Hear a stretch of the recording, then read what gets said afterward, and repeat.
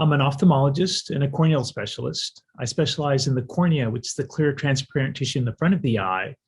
And I was recruited to UT Southwestern about 18 years ago to implement new types of corneal transplant procedures.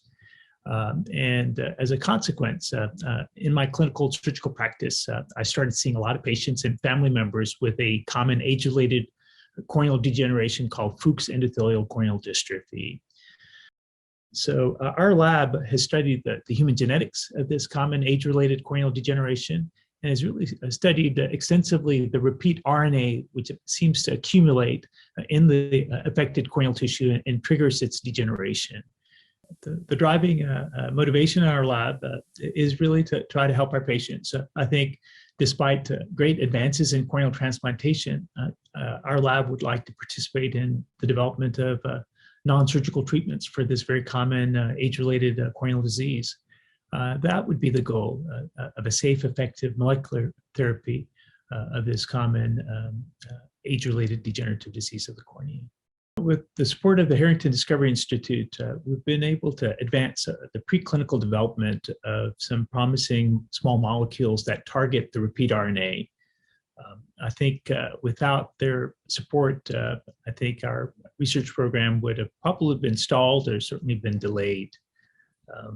I think with their generous support, we've been able to look at over 40 different synthetic nucleic acid constructs to find some really promising lead compounds. We've been able to also provide proof of concept that we can deliver these compounds effectively into the eye in mouse models, and they reach our target tissue of the corneal endothelium. And finally, last but not least, with their support, we've been able to study promising imaging biomarkers that have helped us already to learn a lot about the natural history of the disease, but hopefully some of these may also serve as important endpoints in a clinical trial of our molecular therapies. Over the last couple of years, I've really developed a very special bond with my scientific team.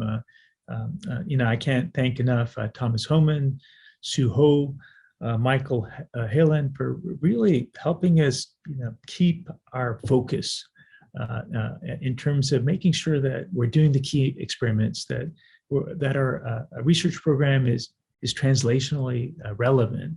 I think without